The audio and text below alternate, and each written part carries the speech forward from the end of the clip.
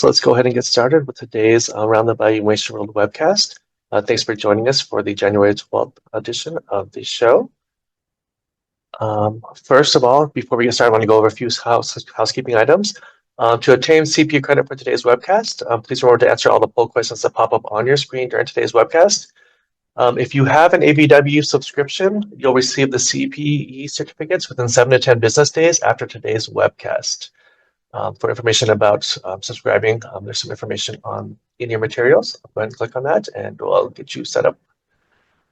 With Around the Valuation World and Around the Valuation World International, we try to cover all the current events and hot topics in the industry. With the 2 hours that we have, we can't go over all the information that's available. So in our resources and material, there are links to additional resources where you can actually go in and read more up on the hot topics in the industry. And this is our team of AVW editors and correspondents. And today we are joined by Mel, who will get us started for today. Thank you, Chinda. So good to be here. Welcome to the first AVW of 2026. This is going to be a fun one. We've got a great program for you. We're going to start off with Janae Castell. She's going to do a double header for us again, industry headlines and the body of knowledge and things for you to be looking deeper in. And then we'll move into our session where Stephen White's going to be interviewing Anja Bernier on exit planning and looking at possible other options for you as a practitioner. And then one of the top rated segments always, Roberto Castro is going to spend some time with our honorable judges talking about what happens if a judge disregards your expert report. And then we'll do a case analysis with Michael Mulder, and then we'll close the program out with something on growing your brand. How do you grow when no one else is with Vaida? And so let's start out with Janae Castell. So Janae has been with us running the segment for a little while now, and it does an amazing, amazing job and always brings some really good nuggets for us to start to explore deeper to stay at top of our practice. So Janae, I'll let you take it away. Okay, great. Thanks so much. All right, we've got a busy session today. We'll talk about what happened basically at the end of 2025. And then we will do a review of everything, the important highlights of 2025 for the year. So the articles for this first segment include The Art and Science of Valuation, Delaware Court's perspective on DCF analysis, which appeared in the Value Examiner. Rethinking Company-Specific Risk from Gut Feel to Evidence, which appeared in the Business Valuation Update in December 25. First Brands, there was another article in this series by Michael Pachter. An Engagement Letter Can Make or Break You by Greg Clark and Glenn Block, and the quick read. And then on to BVR hosts a historic dialogue on AI and valuation standards, which appeared in the BV Wire. A study exposes analyst valuer differences in DCF inputs, also in the BV Wire. And then finally, Control Premiums and Minority Discounts in Profitable Operating Businesses, which appeared in the Hardball with Hitchner in November.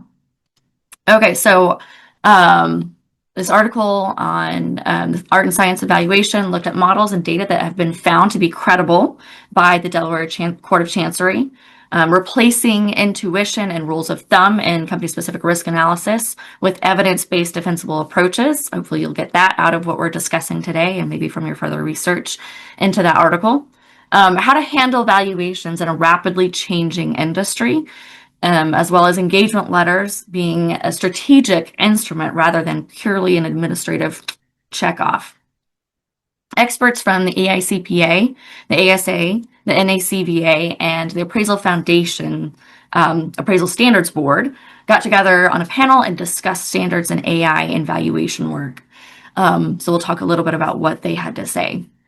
A study analyzed assumptions in 78,000 sell-side DCF reports. And then Jim Hitchner provides thoughts on control premiums from FactSet and BVR control premium study. All right.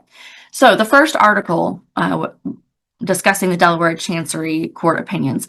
The Chancery has been skeptical of projections prepared outside of the ordinary course of business, or by a management team with no long-term projection experience, when there's an incentive to alter projections, when that seems likely, or when they knew that litigation would be pending. So the court has been skeptical about some of management projections, but they do seem to feel that management is well suited, or maybe best suited, to prepare forecasts. And so an analyst should have a clear and reasonable basis for making adjustments to management forecasts or projections when presenting it to the Delaware Chancery Court. So that may be also something to consider in other courts when you're practicing as well, to make sure that, if there are management projections, that you use them if they seem reasonable. And we're going to talk a little bit about that later in another article. But if you have made adjustments, have a reasonable and clearly described and defined basis for making such adjustments. The Chancery has also accepted terminal values using the constant or perpetual growth model. You might refer to it as something like the Gordon growth model, as well as using an exit multiple. So those have both found ground and acceptance in the Delaware Chancery. You can look at the article for more detailed discussion of the different flavors of the perpetual growth terminal value models, which I think was actually probably could be one of the most useful takeaways from this article, looking at different ways to project out that long-term growth and what is needed to support that. So go check out the Value Examiner if that's something that maybe piques your interest. But the Chancery has accepted both exit multiples as well as traditional income approach models for the terminal growth. The court stated in 3M Cogent that long-term growth should be between inflation and nominal GDP, and that seems to be something that they have repeatedly felt or accepted. However, it needs to be tied to your subject company. Okay, so not just looking at broad measures. All right, so these are things we all know, but it is interesting that maybe there's kind of a band of acceptance in that long-term growth from the Delaware Chancery. The WACC weighting should be based on the target, or the Delaware Chancery feels that the weighting should be based on the target or optimal capital structure, or what they feel, or what you feel an analyst feels would be the anticipated capital structure, rather than the existing capital structure. I know that's always a back and forth, in the industry. What should you use? Should you use what it actually is? Should you use what it should be? So that is the Delaware Chancery's lean, is to go towards optimal or target rather than existing. The article also mentioned an issue with a beta provided by a proprietary or black box style model for beta calculation, where the evaluator who relied on it did not fully understand the details of the model. Okay, this wasn't AI, but all the AI things, it's similar. If you don't understand it, and if you can't show how it did what it did, you need to maybe use something else, or go find out how it does what it does. All right. The next article on rethinking company-specific risk. It details a sampling of studies that have shown that firm-specific volatility is priced in the market. So despite what you probably know about CAPM's assumptions that investors only care about systematic risk. Valuators are encouraged to distinguish inherent risk, or the risk exposure before any controls or mitigation. So just what's out there, right? So the inherent risk and residual risk, which would be what remains after management's actions. So distinguish between those two risks to help you better analyze company-specific risk. Roger Grabowski is proposing that we shift our terminology away from company-specific risk to investment-specific risk, to better focus on the risks or variability of the expected cash flows that the investment generates, and to clarify what we are measuring. The Appraisal Foundation's Valuation Advisory number 5, which is forthcoming, is expected to reflect this shift in terminology. So be aware of that. Very interesting.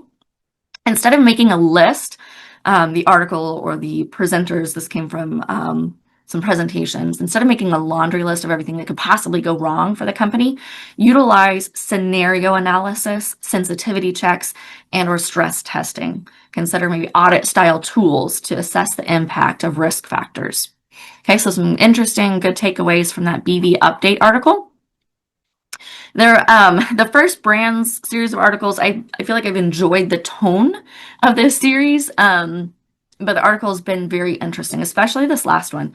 It noted that bankruptcy proceedings of Prima Lend Capital Partners, which was, they provide subprime borrowers with car loans. Currently, car loan defaults and repossessions are on the rise among low-income Americans, if you hadn't heard. There have been other bankruptcies in addition to Prima Lend. First Brands and Tricolor, which is what kicked off this series of articles. So Pachter asserts that appraisers must respond to rapidly changing industry conditions and had a number of recommendations in the article. So you should go take a look, but a few of the recommendations for when you find yourself faced with a rapidly changing industry, the foundations are shifting.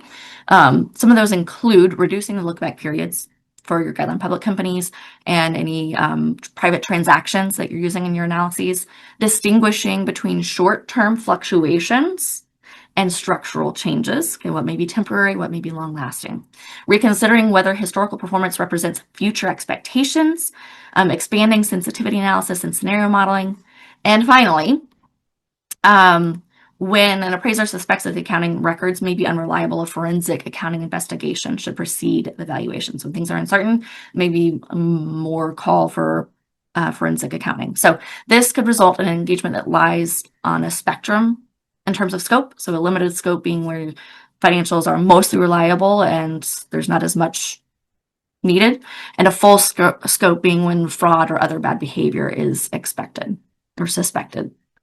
All right, the article on engagement letters suggested that the use of tables to define and disclose important terms of the engagement, I think it's a really useful thing to do if you're not already doing it, suggested the use of dual hourly rates, so a regular hourly rate and a different rate for court appearances.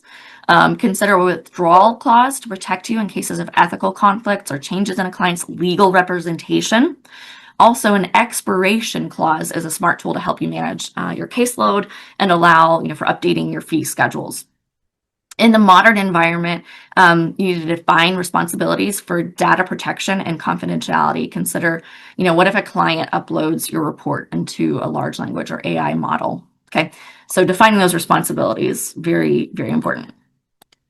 BVR hosted a dialogue with representatives from 4 VPOs. The panelists agreed that AI is shaping the industry and each organization is studying the issue of AI. While many issues that would pop up with AI are already covered in the existing standards, AI does introduce some specific challenges, including transparency and competency challenges. Evaluators must be able to explain what the AI has done. Valuers should be able to explain the outputs in maybe probabilistic terms and know enough to determine whether results are credible and replicable. All right. A study exposes analyst valuer differences in DCF inputs. Carla Nunez discussed a study in a working paper that looked at assumptions in sell-side DCF analyses. The judgment-based adjustments for beta outperformed what you might think of as plug-and-chug models. Similar to the article on CSRP, there is a gap between theory and practice, and Nunez suggested that evaluators reassess whether long-standing habits still reflect how the market's valuation agents operate. So it's an interesting article that actually there's going to be more coming out on it. They're reworking it to publish in a scholarly journal, so keep an eye on that. Jim Hitchner set out to answer some questions about control premiums and the use of FactSet. Should you use a very broad control premium, only limiting by the time period, by year or by the industry, or looking at all years, all industries? Should you look at broad control premiums? Should you include negative control premiums and or limit the magnitude of the control premiums? And the first question, Jim says, no, you shouldn't use broad control premiums. He says, no, you shouldn't include negative control premiums. And yes, you should limit the magnitude of the control premiums. Should you use equity-based control premiums or invested capital-based control premiums? I'm really not doing the article justice, but I think it's interesting to know that Jim Hitchner has put out some guidance and some questions for you to think of, and maybe some alternative perspectives. This was part one of a two-part article. The second part will be coming out at some point. It wasn't said when, but if it's valuable, I will do my best to give you some information on that when it does come out. Jim Hitchner prefers invested capital-based control premiums. He also feels that a median average is, he feels more comfortable with a median average rather than a mean average. Again, more in the article if that's something that you're interested in, that you've been struggling with. That is something to go check out. I also want you to be aware of Circular 230 rewrites. There's not been a lot coming out yet, but I believe there will be some more coming out on Circular 230 pretty soon. So it'll be interesting to see what happens, if it's a big bunch of nothing or if it's really significant. Also, the impact of tariffs on small business valuation was a really great practical article with Ashil's perspectives on actual numbers and what to do. So that is a good article for you to go take a look at. If you want to link to any of these articles that we've been over, here are those links at the back of this presentation. And we're going to roll right into our recap of 2025. And I have Alina to thank for putting these slides together for me. She did a really great job in kind of looking at this overview. So from the first half of 2025, which Michael Gregory did, and then the second half of 2025, which I put together, what was covered, what were the big ticket items. From January to December in 2025, headlines and industry updates reflected a valuation profession operating in a period of heightened scrutiny, methodological refinement, and accelerated technological change. Content, we've been talking a lot about increased rigor in your work and expectations around the use of AI. That's come up a lot. A renewed focus on fundamentals and increasing judicial and regulatory oversight. There were 68 articles, cases, and industry news items, and 94 external references and practitioner resources given through the session. 702 was a big recurring topic that came up regarding gatekeeping and expectations for expert witness testimony. So Zantac was a big case that was discussed where appellate courts rejected a liberal thrust to accepting expert witness testimony, allowing it to be admissible. And it's starting to require expert opinions to meet evidentiary thresholds for causation and reliability. An increased focus on methodology, addressing how courts evaluate opinions. And 702 wasn't just in Zantac, and this is something that we may see more and more in 2026. The IRS and regulatory developments affecting evaluation practice, things like proposed regs, Circular 230, tax court decisions, looking at matters affecting the entire appraisal profession, especially coming up in February and April. There were USPAP considerations, and this is, again, very relevant to 230 and whether or not you have to follow USPAP explicitly, or if you're following the substance and principles of valuation standards such as USPAP. AI and valuation forensic engagements, looking at benefits and risks, as well as professional considerations related to AI assisted analysis, discussing it being a tool to help you maybe get to a better analysis, but not replacing the professional judgment. Looking at AI for rebuttals and expert work, so the articles by Zach Myers and his take on unimpeachable rebuttals, looking at the ethics and transparency, responsibility of using the AI tools. Also looking at how we're using AI and protecting things like client confidentiality, understanding how these models, LLM models, use the data, and when it may be secure and when it may not be secure. We discussed some of that, especially October and December 2025. I did highlight that the series of videos and articles by Colin Brown are things that may be a good entry point for when you're just looking at what do I do? I'm not really a tech person, or I'm not really into AI. Those are a great series to kind of walk you through some of these items. And maybe even if you're a little bit more experienced, I think having somebody else to go through and compare things and really look through the options is very valuable. We also looked at company-specific risk premium in 2025, in addition to what we just did earlier today. We looked at appropriate rationale and documentation. I mean, these are things that are perennial issues in valuation, and so they're not going to go away. The market data sources and risk premium surveys included practitioner surveys, so looking at like Pepperdine, and a discussion of commonly used ERP data and valuation assumptions. So we're presenting what's out there, what you can use, looking at, well, I was going to say looking at what's happened, Kroll recommendations, but that's my other segment, my bad. Valuation methodology developments included coverage of refinement and traditional approaches. So while these things like CSRP and ERP, they're going to come up and be discussed often, we find new studies, new papers, new options for how to address these issues.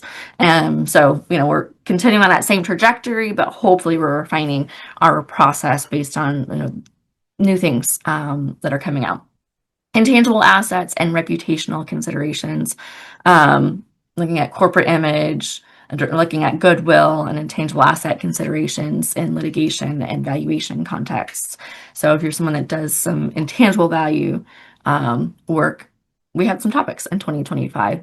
I will go ahead and spoiler alert that all of the articles that were covered and throughout 2025 are also at the back of this segment's deck.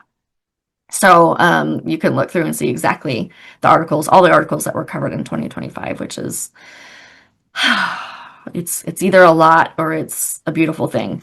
Litigation related valuation issues coverage looked at expert testimony, again, admissibility, standards, court related valuation issues.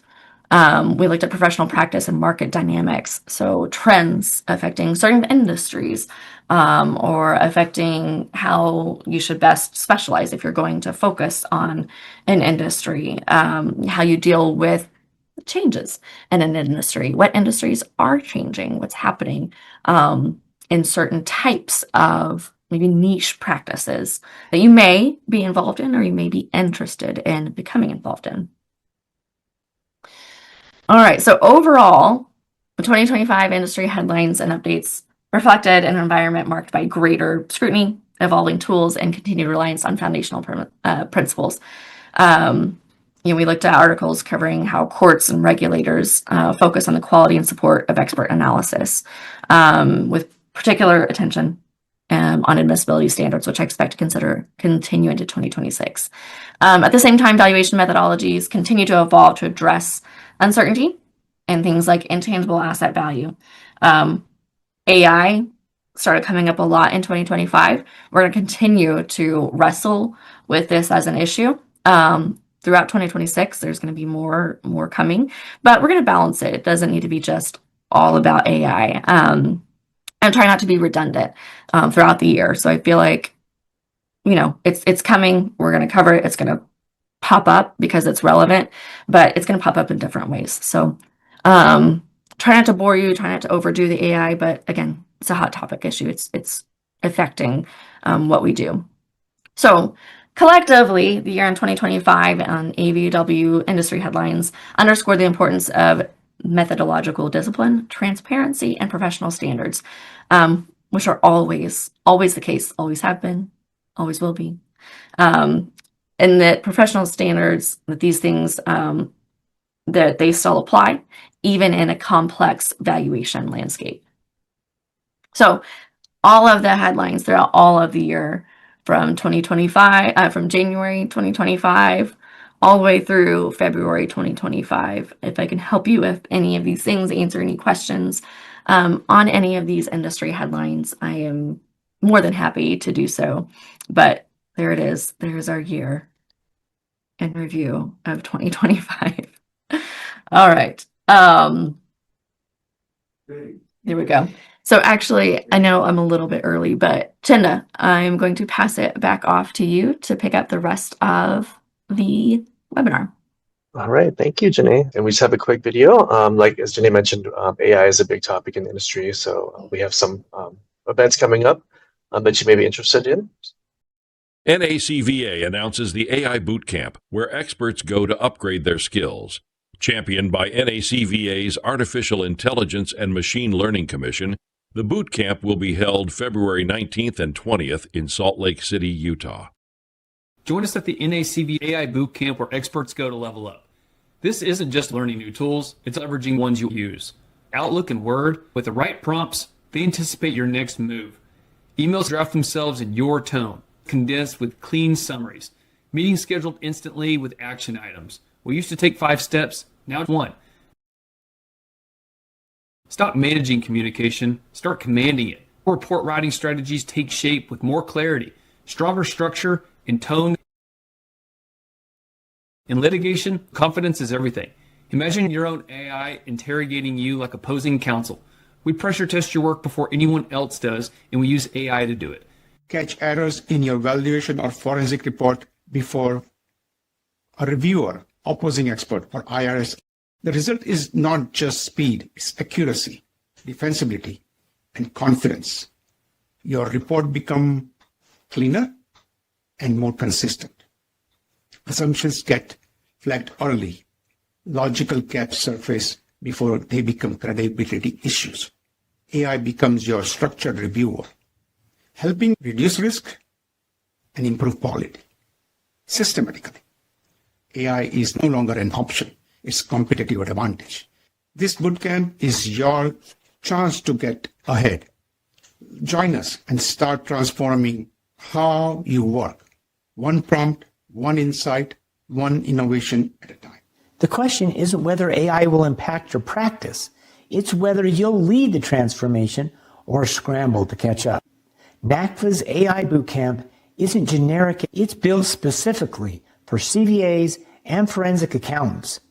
Master advanced prompting frameworks for report generation, learn to customize AI for your workflows, discover techniques that cut research time by 70%. 2 days of focused training, real-world applications, skills you'll use the morning you get back into the office. NACVA's AI Boot Camp, February 19th and 20th in Salt Lake City, Utah. Visit www.nacva.com AI Bootcamp for details and to register. There is a QR code at the bottom of the screen if you are interested in registering for the AI Bootcamp. Hope to see you all there. And in addition to the bootcamp, we do have some additional courses and resources that are available. So we do have the AI for Evaluation and Forensics NACBA Primer, which is a free virtual course on January 21st. If you are interested, go to nacba.com/AIBVF to register for that. And then also, again, the Artificial Intelligence Resources and Webinar Series landing page, where you can find some more information about current events and hot topics within AI and the industry. So, and with that, I'm going to turn it back over to Mel, who will get us started for the next segment. Awesome. Thank you, Chinda. Thank you for that. The AI Bootcamp sounds amazing. So, all right, on to our next segment. This is with Stephen White, and And Anja Bernier, I hope I said it right, but Stephen is going to spend the time. They're going to be talking about exit planning, examining available sale options. This is something that I think is a huge opportunity for us as professionals, but also something we probably ought to be looking at as we start to age out and what we're doing. So, Stephen, I'll let you take it from there. Hey, you were on point there with that, Mel, until you said we start aging out. So I don't want to think about that for myself. But Anja, how are you? Welcome to AVW. How are you today? Good. How are you? All right, great. So let me just give everyone a brief overview of who is the wonderful Anja. She is the managing director of Efficient Evolution, and she's experienced in company sale and company acquisition advisor to small as well as mid-sized businesses and individual investors in private equity firms. Anja was born in Germany, so she is a huge football fan. But we're not here to talk about that today. We're here to talk about exit strategy, as Mel mentioned, and it is truly one of those areas that I find to be extremely exciting, especially because of the mere fact of the number of businesses that are out there that we deal with on a regular basis, day-to-day basis, knowing that businesses are preparing themselves for that next stage in life, not necessarily just to retire, but it could be just to move into something different. So Anja, why don't we jump right into this and talk about some of the conversations that you actually have, especially with closing the business down as an option?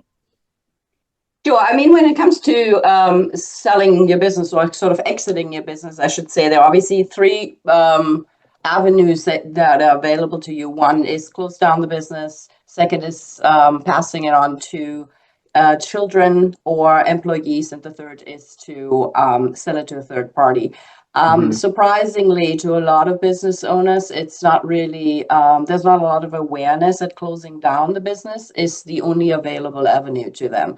And that's often rooted in the fact that they have been run a business that has produced a reliable six-figure income a year.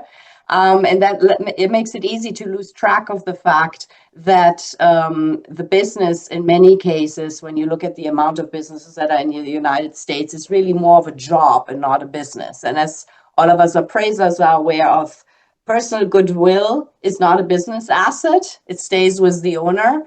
And if really the business is more of a job, and there are multiple ways on how you can determine whether that's the case, some of the steps you can see here, really there's probably no way of selling the business. And some of the key questions are, does the business have any employees?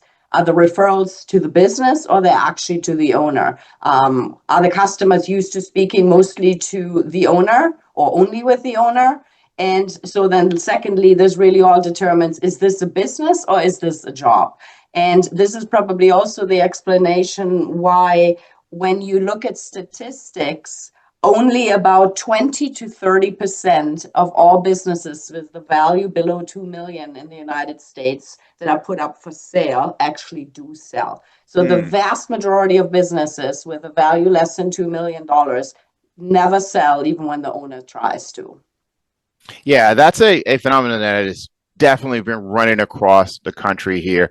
And I know that you've heard that phrase, we're going through the baby boomer tsunami. So there's a number of other factors that are out there. But I think the part about the customers and who do they relate to? Do they relate to the overall business owner or is it to the management team? Those play a significant role as far as what happens in the next phase of this overall business. But there's also that second option that I know that is a big part of what you talk about as far as family goes. There are a number of different small to mid-sized businesses that are family-owned and family-run businesses. And I grew up with a family-owned business, but you see where we are right now. So why don't we go into that section and talk about family-owned businesses? Sure. I mean, when you look at past generations, we're talking maybe 1 or 2 generations ago, passing on a business, a family business, to one's children, that was kind of the norm. It was expected of the children to kind of sacrifice their own personal interests and wants and carry on a family legacy. Often there wasn't really a choice involved. And the fact, though, is that has become rare these days. So when it comes to family businesses, only about 30% make it to the second generation, and only about 18% make it to the third. So passing it on to family members has become the exception, not the rule. And there are many different reasons for this, that you really, as an advisor, it's important as you're dealing with your customers and trying to help them, guide them through this process. There should be some critical questions that are being asked here. And in my experience, when I do exit planning with businesses, what often is a problem, which I as a parent can very much relate to, that it's very hard as a parent to accept that our children often have very different interests and capabilities than we have. Just because they are our children, that doesn't mean they want to do the same things in life that we do. I had an example of a client once where the father was already the second generation, so he had taken it over from his father, and he really felt this almost obligation to pass it to his son, given that that's what happened to him. But his son, so in this case, basically the grandchild of the original founder, was really more of an artist type. And this was a very hands-on, hardcore business, so to speak. And while the son, because he didn't dare to tell dad that he didn't really want the business, had agreed to join the business, he was very, very unhappy, which employees in the company knew. But the father of all people actually wasn't aware of it. And this is something where the father was also closing his eyes to the fact that his son was really not suited to successfully carry on the legacy. And again, this is a point where as a parent, it's important to take a step back and really ask yourself, does my kid actually not only have an interest, but the capabilities, not just to take it over, but to run it successfully? And that's the emphasis here. Can they actually run it in a way that it's growing and maintaining the family wealth instead of declining? There's another issue that's often overlooked, and there's a common issue that's related to the age difference between parents and children.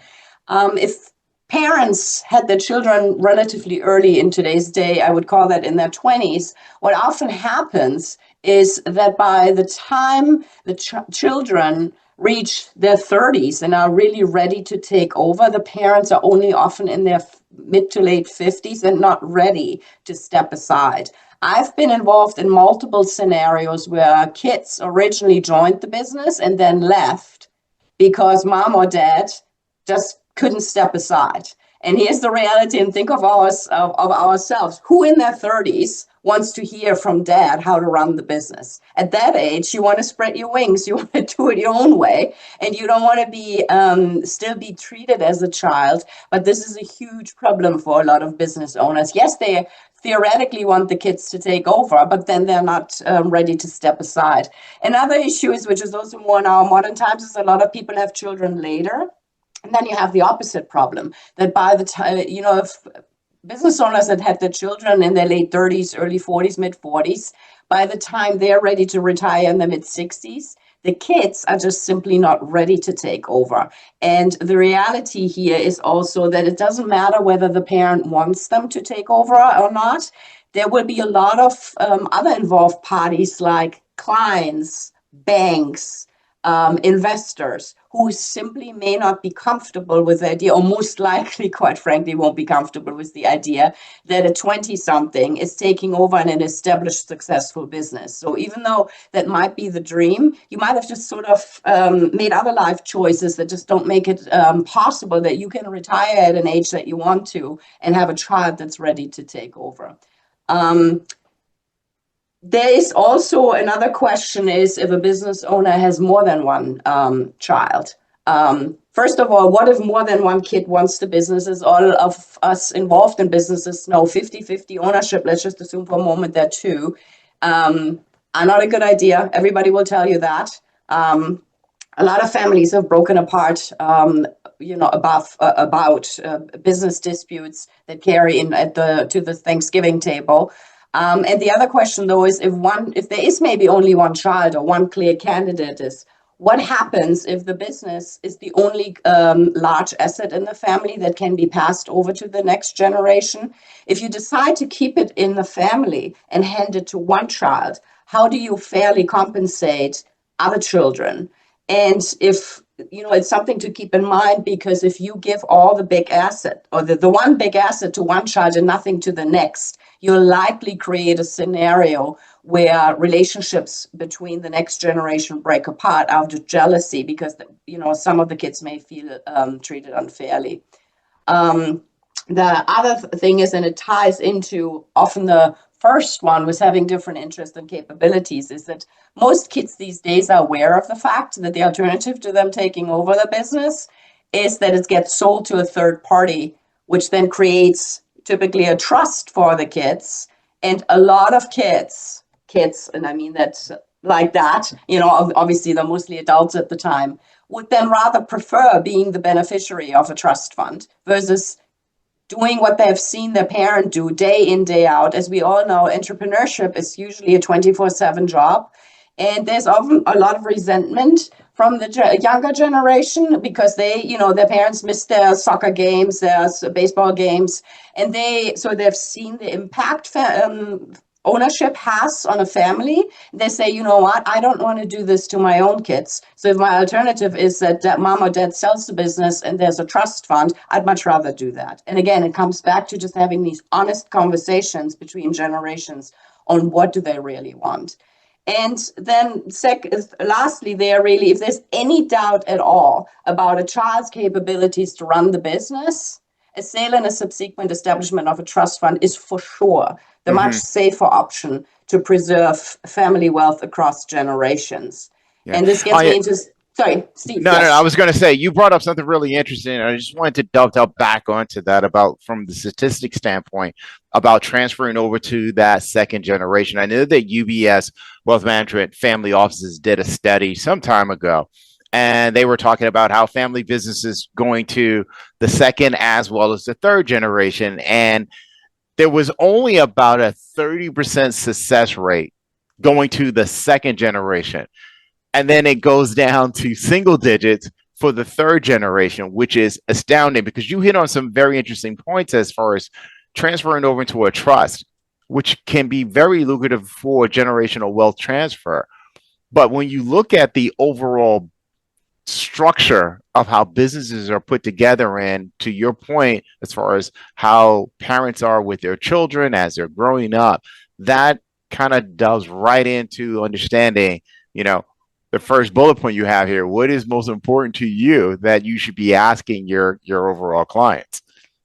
Absolutely. I mean, here's the truth. You can't have your cake and eat it too. You can't have it all.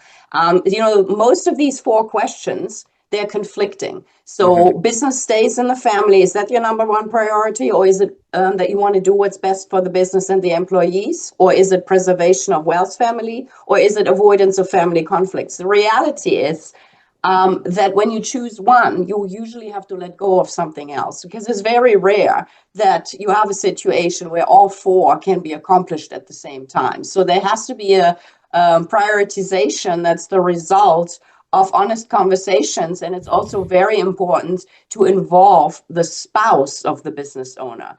In my experience, a lot of the businesses these days, they're owned by boomers, which most of them are still owned by men. And I can tell you this as a woman, never underestimate the voice of the wife in the background. I have had multiple situations where the business owner initially met with me and told me what he wanted to do. And that's until the wife got wind of what the plan was, and knowing it affects her children and her grandchildren, you'd be surprised at how strong her opinions are on these things. And that's something that's often overlooked, that in the exit planning process, the spouse needs to be involved because it affects the family. So you can safely assume that the spouse is going to have pretty strong opinions about this, which may not be the same as the business owner who runs the business every day. The spouse, particularly if the spouse is not involved in running the business, keeping the business in the family is usually not as important to them than it is to avoid family conflicts and to preserve family wealth. And again, this is just part of opening up the conversation, making sure that all the decision makers are involved at an early stage to make sure that everybody is aligned here. Another thing is, it's important to often and you should involve trusted employees, because it gets back to what I said at the very beginning. It's difficult for a parent, and I say this as a parent of two teenagers, to see your kids objectively. Oftentimes, business owners think that their own children are more capable than they truly are. So as the outside advisor, my recommendation is to set up meetings with key employees, and it's important that the business owner is not present during those conversations so that they can be encouraged to be honest and give feedback about the capabilities. And so this should be a process that sometimes the business owner should be involved, but the business owner certainly should not be involved in all of the important conversations. And then lastly, again, I touched on this before, business owners should ask themselves, can they really imagine stepping aside and letting their relatives or employees make their own choices and thus mistakes, which is much more difficult to do when you're giving the business to a child or a long-time employee whose boss you used to be, versus if you sell to a third party. It's usually easier to accept the new authority from a third party than it is from somebody you've known for a long time. Sure. Let's go back to bullet point number 2 as far as, I mean, not necessarily bullet points, but for our audience, when do you start having those types of tough conversations? And I understand you mentioning that you're not going to sit there with the children that are part of the overall business and have been working in the business. When do you start having those conversations? When is the kind of the optimal time to start having those kind of conversations with the business owner? I would say a successful exit planning should start 3 to 5 years before an owner wants to exit. And how long exactly depends obviously on some business specifics, but it's largely tied to size. I'd say for a smaller business, anything probably with the value up to $1.5 million, $2 million, 2-3 years is probably enough time. If you get to larger businesses, I'd say 3 to 5 years is necessary. And it's not just to have these conversations, but also to prepare the business for sale. So yes, I mean, it takes much longer than most business owners anticipate, which in my experience, most business owners make the mistake that they wait until they're tired of the business and really want to sell it until they start this process, which is not a way to optimize value. It's really something that needs to start years before. Okay. All right, good. Thank you. So let's go on to the next slide, because I like these 4 key issues here. And if you can walk through them, that'll be fantastic, because they all tie into the very next one. I think a lot of us are actually looking forward to discussing. Yeah, sure. I mean, so let's just assume for a moment that the avenue the business owner has chosen is to pass the business on to a child or to employees. That opens up a whole other box of issues. One of them, and that's a key question, is does the parent actually, or the current owner, need to be paid for the equity in order to have a comfortable retirement and or leave a fair amount to other children? Or is this a situation where it's really about passing it on to the children and at a price that is as low as possible for the children, and sort of trying to hand it over, almost like gifting it to the kids? That question is, has a different answer for any kind of businesses. There are obviously many business owners who've been successful for a long time. There are other assets and they can afford not to get paid. However, the norm typically is that getting value for their business is part of most people's retirement strategy, which then opens up more risk. If you give the business to somebody who you're not 100% sure that they will run it successfully, particularly if there's seller financing involved, again, there's risk involved here. The next question is then, are the relatives or employees creditworthy enough to get an acquisition loan? Let's assume the decision was there needs to be payment. A lot of business owners think just because they have a strong business and because they were credit worthy, were able to get line of credits whenever they had other issues, get other kinds of loans, that would be the case, and that's going to be available to their children or employees to take over the business. But that's not how that works. When the banks give out acquisition loans, they of course look at the strengths of the business, but they look just as much as the professional background of the person who's buying, which ties back what I had said earlier about experience of the kids' capabilities. Do they have the right business degrees? Do they have the right experience? All that the bank will look at. And even if somebody qualifies, let's say, for an SBA loan, which are typically the ones that are available with the lowest cash down payment, even the SBA is not going to go below 10% cash down payment. If it's more of a traditional bank acquisition loan, it's more between 20 and 25. So even buying a business that's only worth $1 million, the employee or child would need between 100 and 250,000 in cash, which is a lot of money when you're talking small business owners. And unless they have that kind of money, they're not going to get a loan, which then shifts it to the seller that it needs to be seller financing. Right. So, which brings us to the next section. But if we look back, you know that there's a few options that business owners actually have. They can either, as far as exiting, of course, they can just work until the wheels fall off and they put up a sign, the doors are closed and they're not opening up again. The second option is, as we discussed, transferring it over to their family, either to their children, or they could transfer it over to like their siblings or something along those lines. Third option, which we're not going to go into today, obviously, is ESOPs. ESOPs is a fantastic platform for them to go into.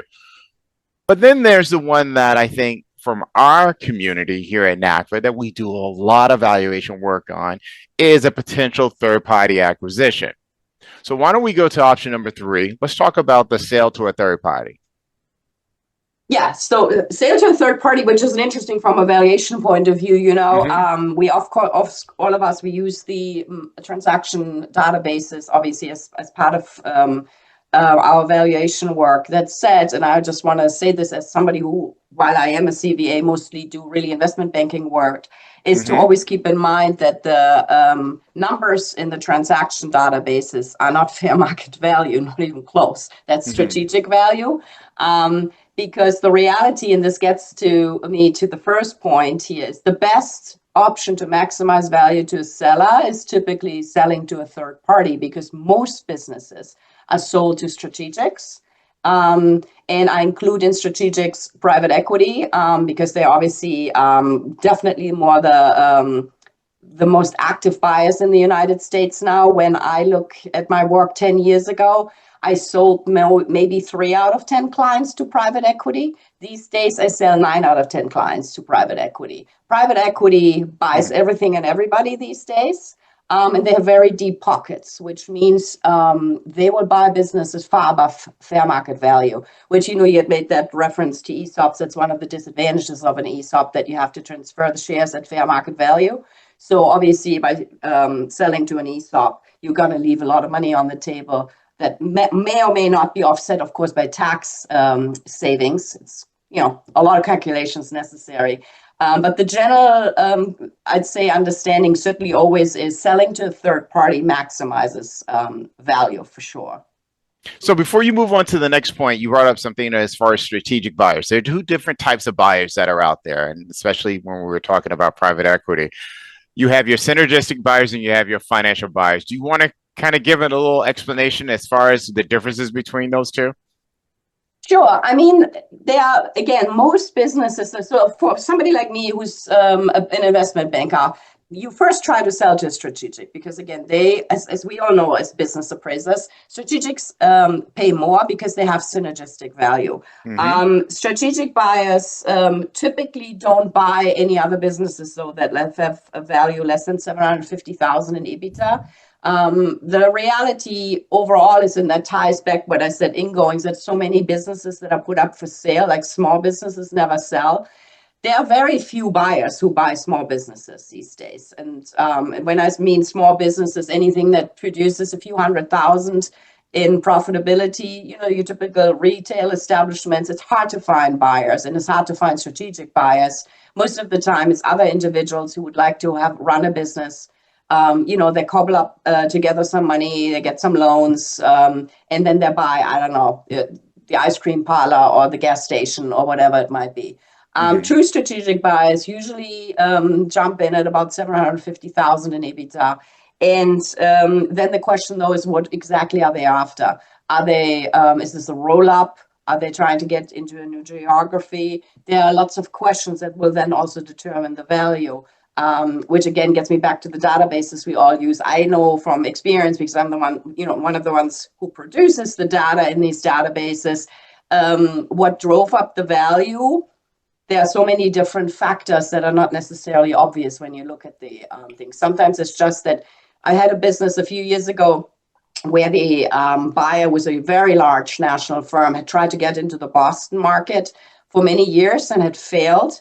And so they were desperate to get into the Boston market, and they paid a huge premium for my price just because my client was the dominant firm in Boston. So that happens. So the other advantage of a sale to a third party, and I see we have to speed up a little bit. Right. I'm used to having a little bit more time for no problem. slides. Sorry. So no worries. Yeah. This is all stuff that is important for what we actually do here. So we're hitting on some things that are actually really good. So let's talk about a couple of those bullet points here. They typically have the timeline as well as the cost.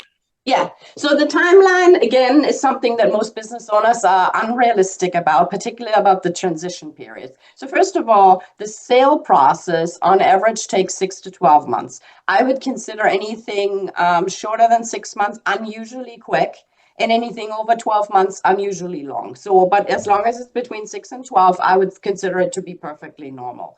That said, and this is the part where a lot of business owners are unrealistic about, is the amount of time they need to stay on without losing value.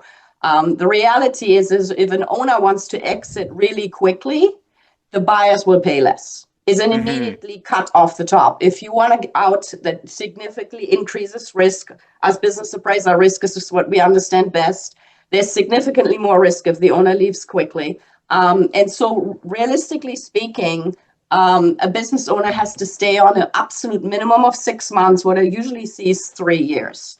And when I mean that, the businesses I sell usually have a value of 3 to 30 million. So they're not the typical mom and pops. But if you have a business of that size, it's rare that they let you go faster than 3 years, which gets me back to how long the process really takes to exit, because that's 3 years on top of the 12 months it took to sell the business. So business owners really need to start this process many years before they really want out. Of course. I agree. Well, we are really approaching the top of the hour. There's a whole host of things that we could actually cover on this. I love this title. Nobody wants to deal with your baggage. Yes. I think that's for what someone needs to keep in mind as they're transitioning their business. Why don't we just go to that last slide and kind of leave the audience with some of the things to keep in mind as far as speaking to their clients in regards to those that are interested or thinking about transitioning out of their current situation into a new way of living, either from a retirement or just transitioning out of their business to something new. I always tell people, as an investment banker, selling a business is very similar to the dating process. Beauty's in the eye of the beholder. And that is 100% true when you look at letters of intent. As business appraisers, I think the general rule of thumb is if we applied the methods correctly, followed the standards, that typically 2 different appraisers that are qualified should come in plus minus 15%. Typically, when I put a company up for sale, letter of intents come in plus minus 50, 60%. And that is where really the reality of the market hits. That I have sometimes situations where the lowest offer comes in at 10 million and the high offer comes in at 18 million. These are all qualified buyers. They all have the same know-how.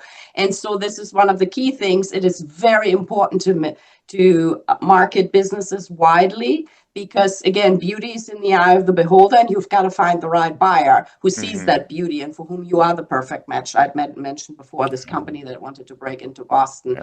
I sometimes even create multiple versions of confidential information memoranda, depending on who I know who the buyer is and who I send it to. I may tailor it as a marketing tool, really knowing what they're looking for, that I may change some aspects of the confidential information memorandum just for that specific buyer. And the other thing is, and that's finally what I want to leave people with, because I hear this, I very often get a call. It's like somebody I know wants to buy me. I've had this long-standing relationship with them. Can you just advise me in the process? And when I tell them, of course I can do that, but I could not more strongly recommend against just talking to one person. Because the reality is, if a buyer knows they have no competition, why would they pay a good price? Of course, they're not going to pay the best price because they know they have no competition. So the most important thing in the process is really to market the business widely. Well, Anja, I appreciate your time today. This was fantastic information. I know the audience enjoyed this a great deal. You've presented this before at the conference, and hopefully we can bring you back so we can do a deeper dive into even walking through some case studies. It would be a fantastic thought process there. So Mel, I'll turn it over to you now. Thank you, my friend. You. So good. So good. And we're going to go from exit planning to judges, the honorable judges. We're going to be talking with Roberto.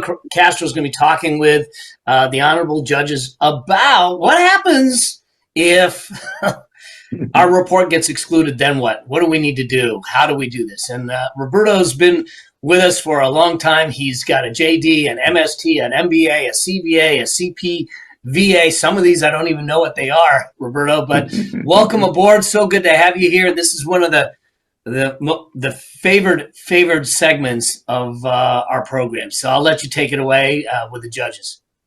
Wonderful. So let's check the microphones. Can you hear me pretty well, Mel? I can hear you. You're a little faint. Okay, perfect. Let me see if I can.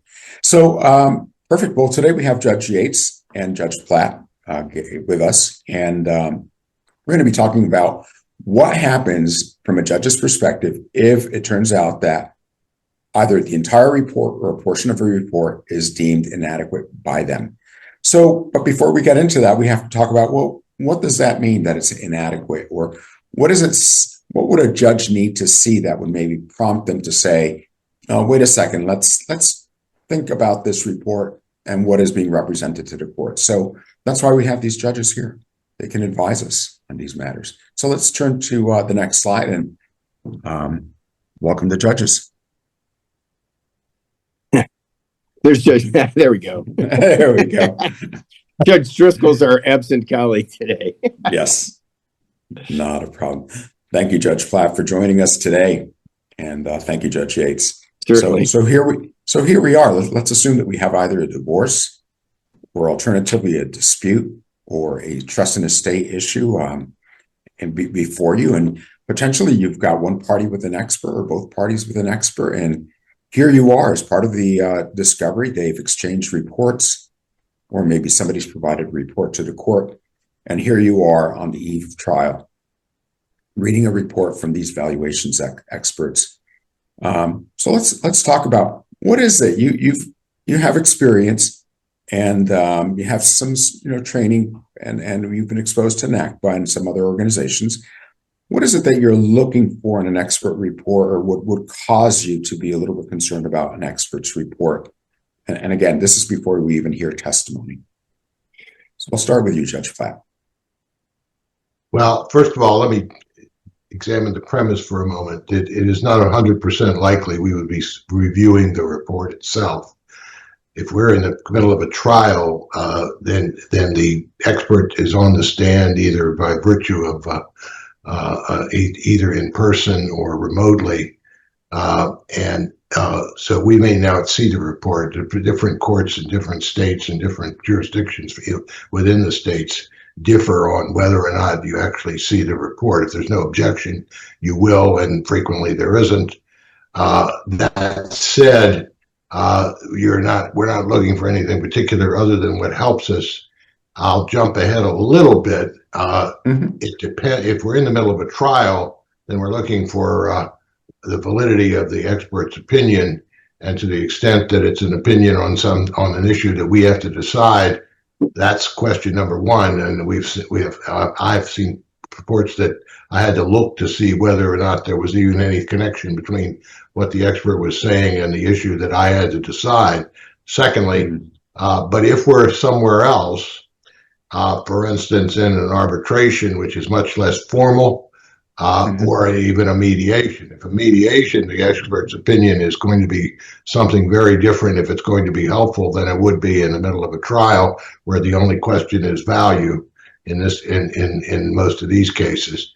So context is extremely important, and relevance is extremely important, and the two are together, but must be viewed together.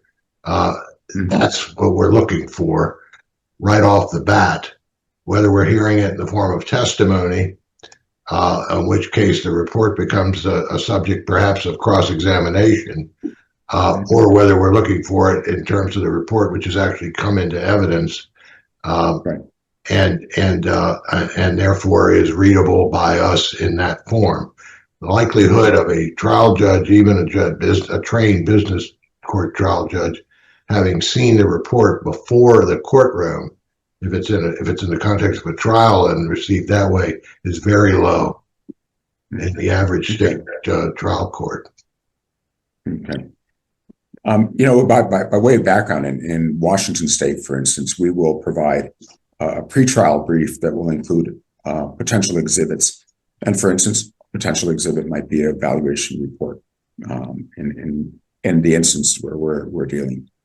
So, Judge Yates, what about you? Your initial response or thoughts? Sure. Let me start by drawing a few distinctions. First of all, when you talk about disqualifying an expert or excluding a report, those are two different matters. As we've discussed in previous sessions, an expert can be challenged and as a result disqualified if they don't meet the requirements of Rule of Evidence 702 and the Daubert standards. When that happens, it's devastating to the expert. It's not necessarily devastating to the case. And let me explain why. Typically, if I were to disqualify an expert under Daubert, I would allow the party with the disqualified expert to substitute in, because in a battle of experts, it's unfair to force one side to fight with one hand tied behind its back. What that does, though, is it leaves the disqualified expert with no remedy for the disqualification. And disqualification comes up whenever you get cross-examined in the future. So I feel terrible for those experts who get disqualified. Technically, I suppose a lawyer could appeal the disqualification determination. And I've seen some of those now that I'm on the Court of Appeals, where, in fact, we've reversed and said that an expert was qualified and should have been allowed to testify.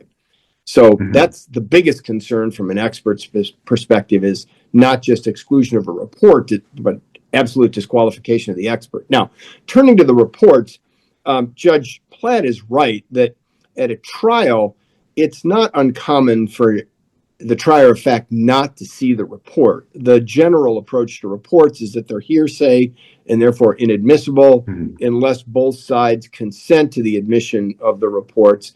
In a bench trial, I always wanted to see the reports, but I couldn't insist on it. Usually, however, the parties would let me see the report. And I think Judge Platt had that part of it exactly right, because once the report comes into evidence, I'm not going to strike a portion of it. I'll just treat a problem in the report as something that goes to the weight, not the admissibility of the document. Having admitted it on the party stipulation, I'm not going to then turn around and strike it.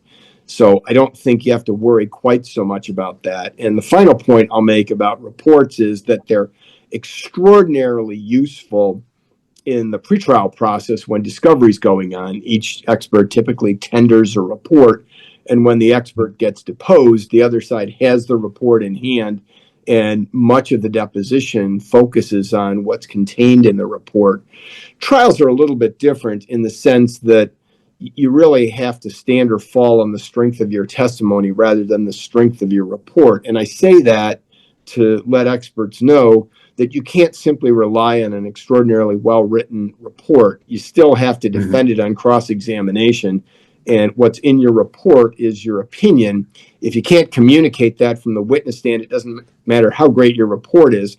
I think on the whole, the expert presentation is not going to be very effective. I would just add to that I think if the deposition, if the report is presented by a deposition, that is the only chance for cross-examination. if it's going to be presented in person, and some attorneys are it's very important to them to know that one way or the other, because if it's going to be presented in court and the opposing counsel or someone sees a problem with the report and ultimately with the testimony based on the report, they may or may not tell you in the deposition. They may not even deal with it because they don't want you to know there's a problem. Right. And skillful lawyers will make that distinction. So just because you had your deposition taken for discovery purposes, but you're going to testify in court, do not assume because the deposition went well and no issue was raised that means there's no issue. Good lawyers will save them if they recognize that it particularly could be very damaging, and you wouldn't be prepared for it because you would have thought everything's fine.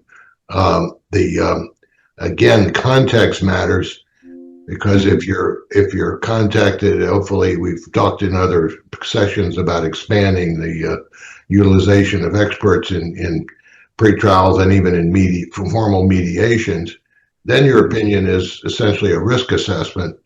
If it's all about how you're going to win, then it's why you should win, in quote, win, and not on why you should compromise or how you should compromise or what the risk assessment is. It's not very relevant to the mediator.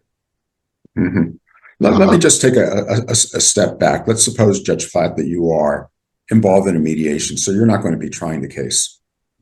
And in theory, you're having a conversation with the parties about the pros and the cons of the different positions.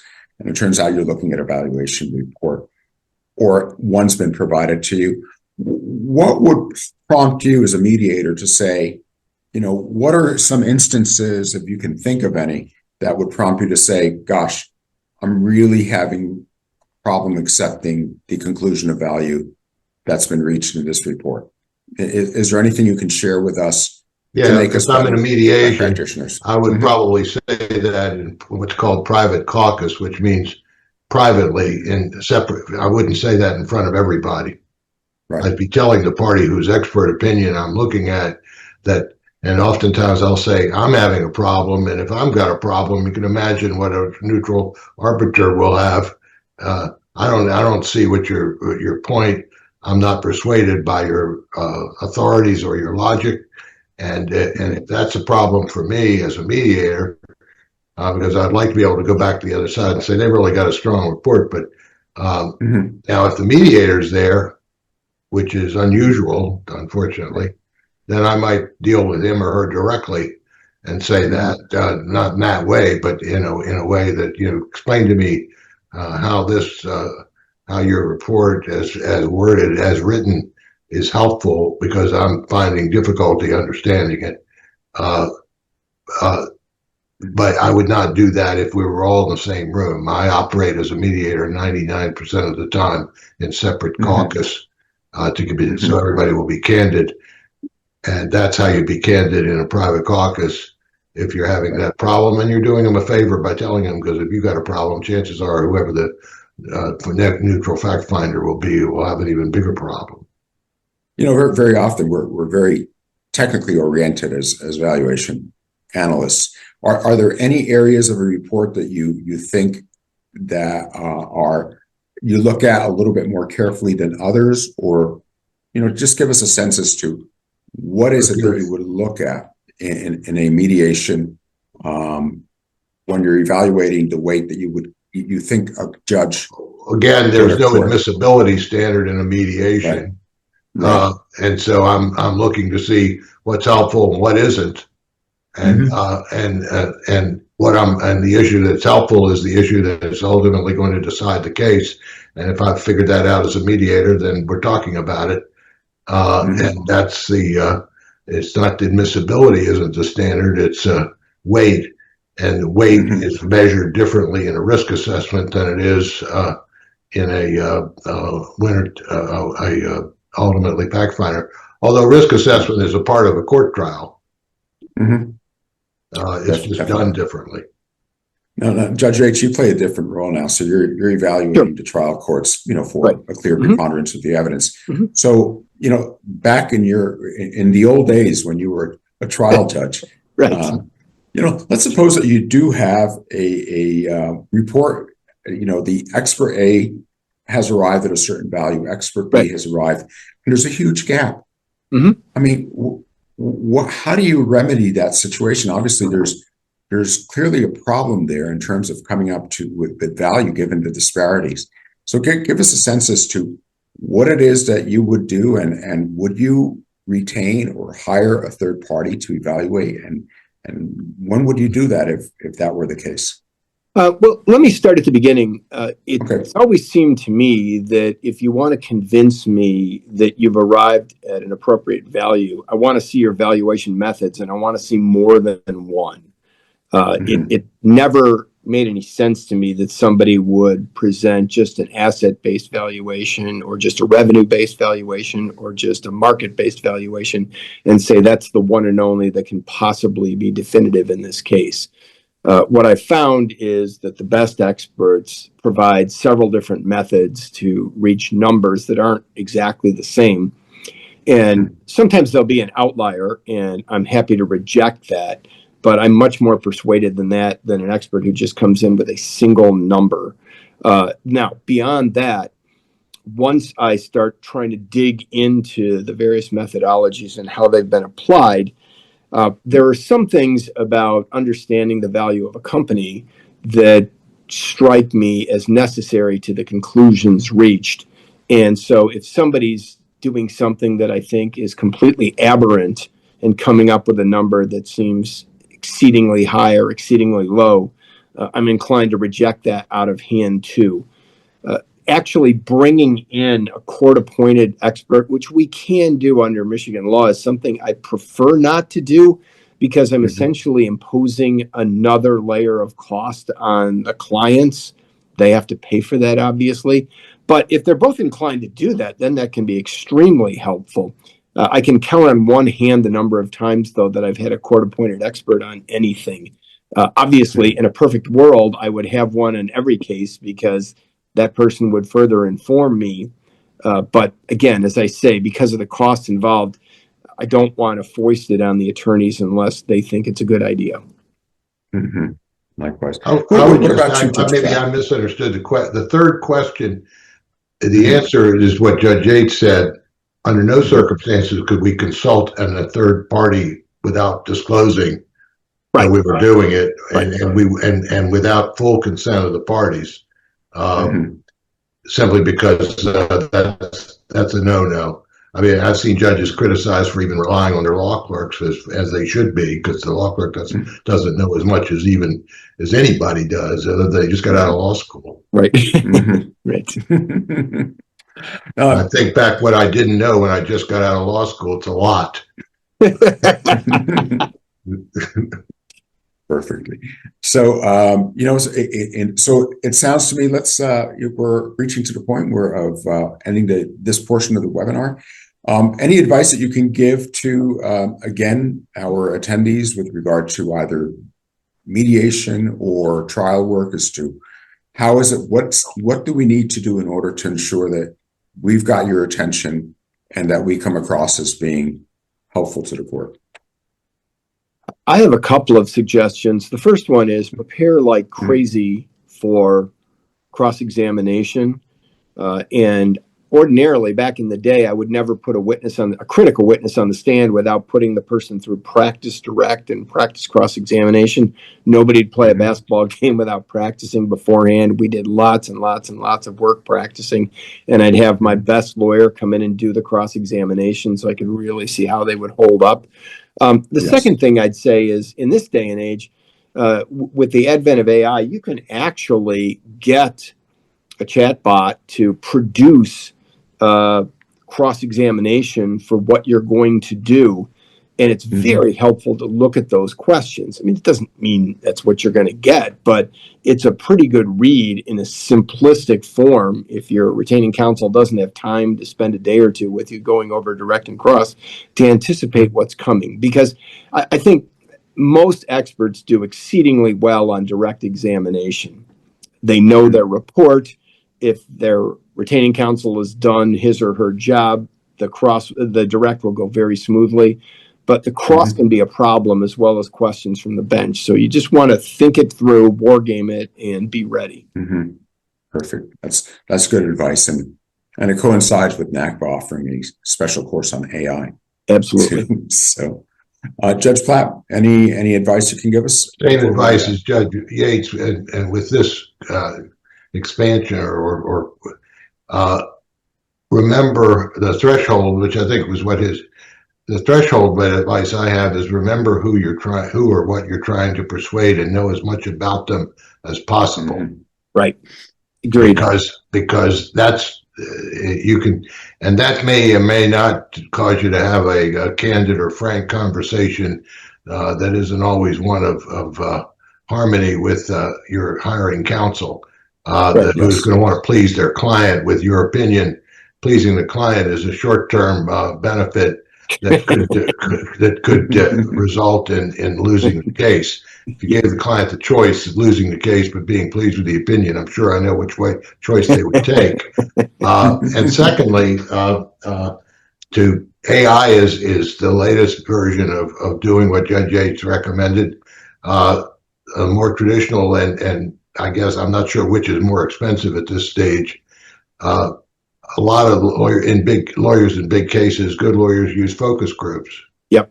And if the cost of that is either more affordable or affordable at all, that's an alternative to AI. But AI may ultimately be the less expensive technique and therefore utilized more often. But that remains to be seen. Right. Yeah. Although I'll just chime in that very long.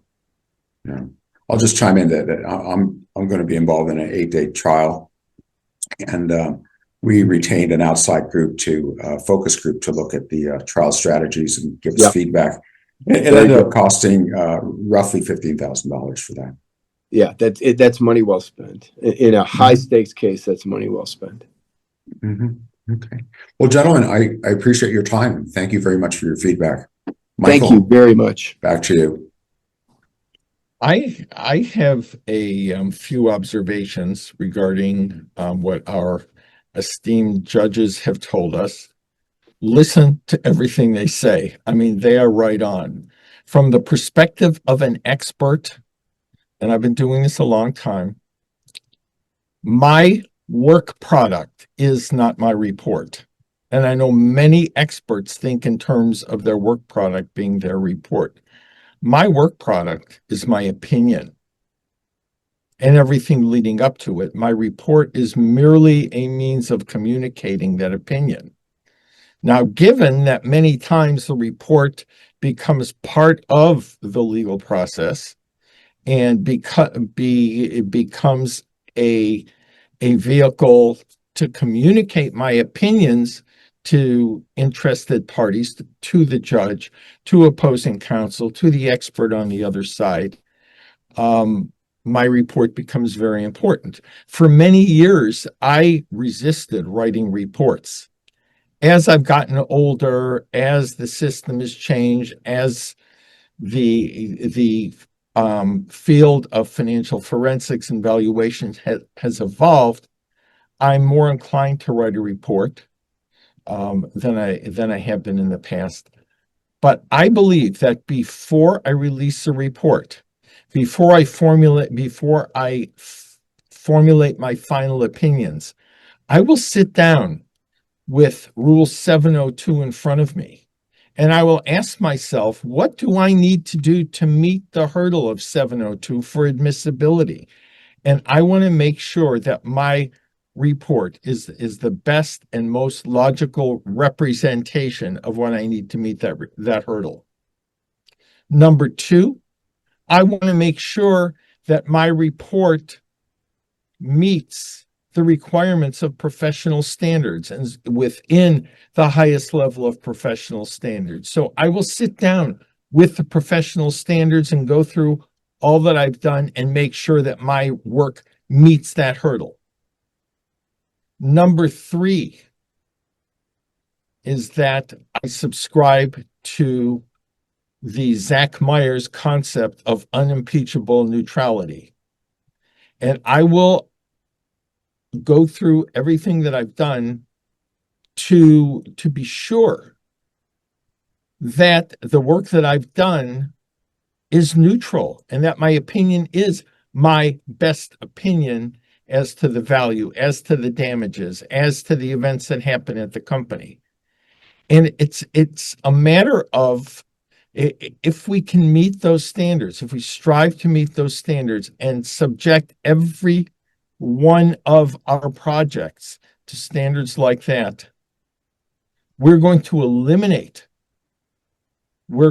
greatly reduce the likelihood of being excluded, greatly reduce the likelihood of the judge tossing our report.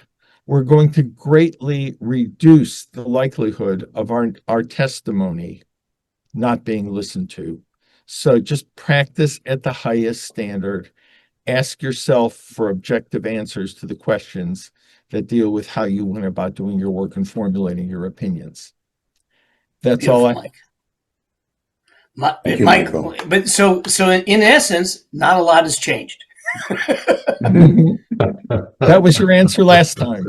I know. Right. So, but it's we always need the reminder, because I think that there's a lot of pressure in on us from a budget standpoint, from a work standpoint, from a competitive standpoint. So I appreciate the perspective and everything. Always great to hear the judges and you, Michael, and your perspective and the wealth of knowledge you bring to us. So appreciate you, my friend. All right, so we're gonna move in from the judges to the verdicts with Michael Mulder going to talk about a Delaware Chancery Court decision that was relatively recent in mid 2025. Michael, I'm going to let you take this away. I know it's an interesting case, and I look forward to hearing it. Okay. And there we go. That's me. Case we're talking about today is called Ban versus Mannheim. It is a Delaware Chancery opinion. It originates from Philadelphia. It involves a company in Philadelphia. Excuse me. And it's a dispute between minority owner and controlling owner. And the key issues that the court dealt with had to do with, although it didn't state it specifically as a minority owner oppression case, as you hear the facts, you'll get an understanding for the court's rulings. This case actually is this opinion, I should say, is the result of a bench trial.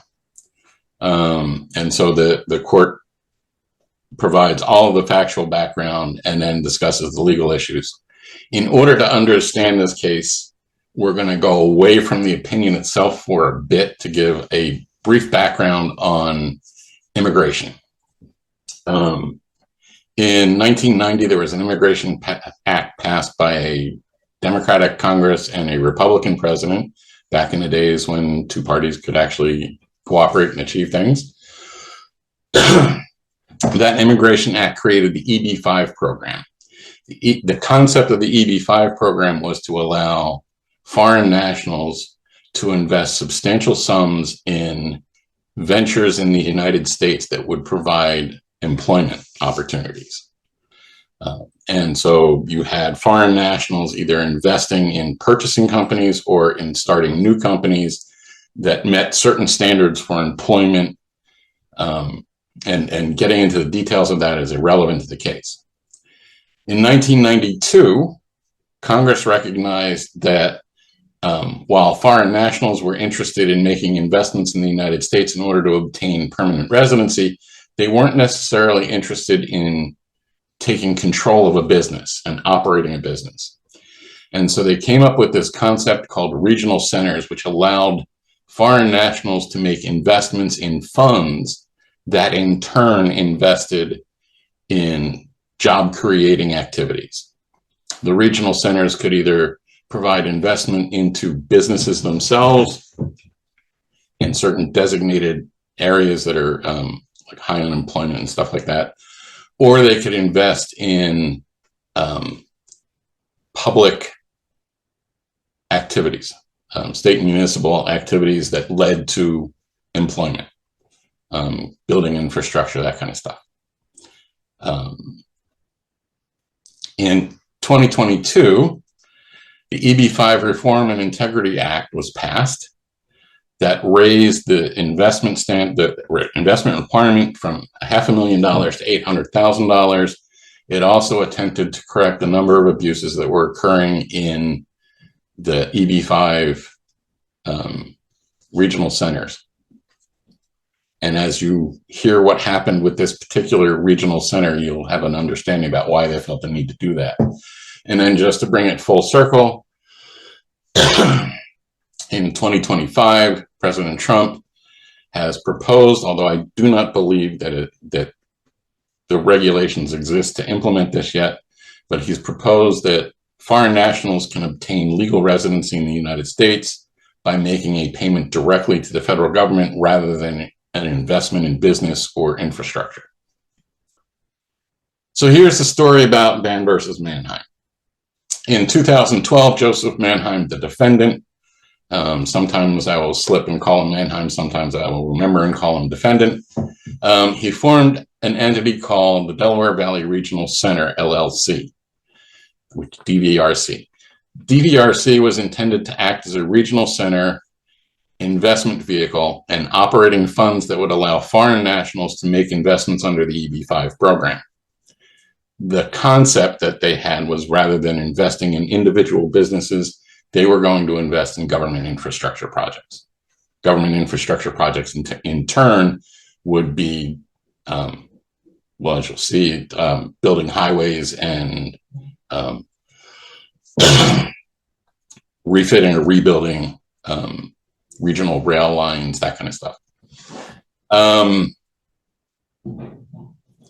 Foreign nationals in this particular instance, again, this was before the 2022 Reform Act, would invest $500,000 with DVRC and also pay DVRC a $50,000 syndication fee. And you would think that they would hesitate at the $50,000, paying 10% of their investment as a fee to the developer or fund manager. But as the court pointed out, all of this was their ticket to getting legal residency in the United States. And so from the perspective of the foreign nationals, that was just part of the cost. And so they were essentially indifferent to getting returns on their investment. And you'll see in a minute just how indifferent they were. So defendant created DVRC, and the capital structure and the management structure of DVRC was that DVRC would receive a 2% annual management fee from each of the funds. And then on top of that, it got 75% of the fund's profits, plus the syndication fees.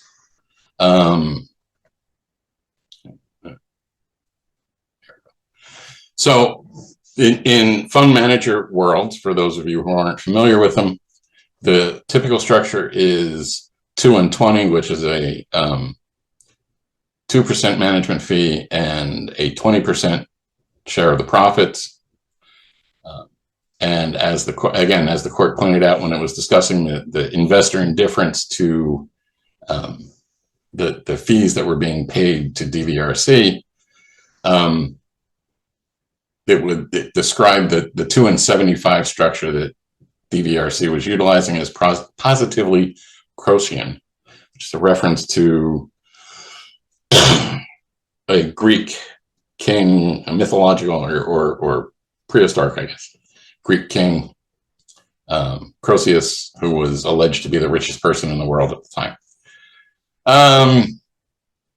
So Mannheim formed West 36th Company, Inc., generally, or in the case referred to as Westco, to act as the managing member of DVRC. Westco's ownership included the defendant, Mr. Mannheim, at 70%, and then 2 colleagues from his investment firm that he was working at before he started DVRC. The plaintiff, Young Min Ban, who ended up with 15%, and Paula Mandel, who was the owner of the investment banking firm that they work for. And she also had 15%.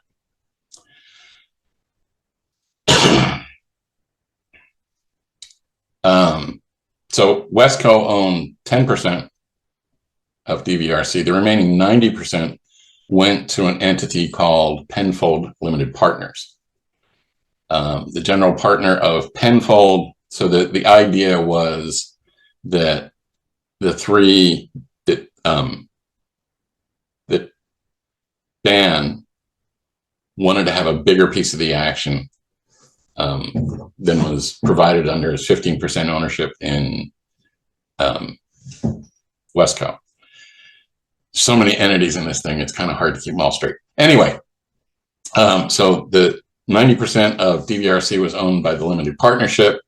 The limited partner of Penfold, or the general partner of Penfold, was Reith & Company, which defendant controlled.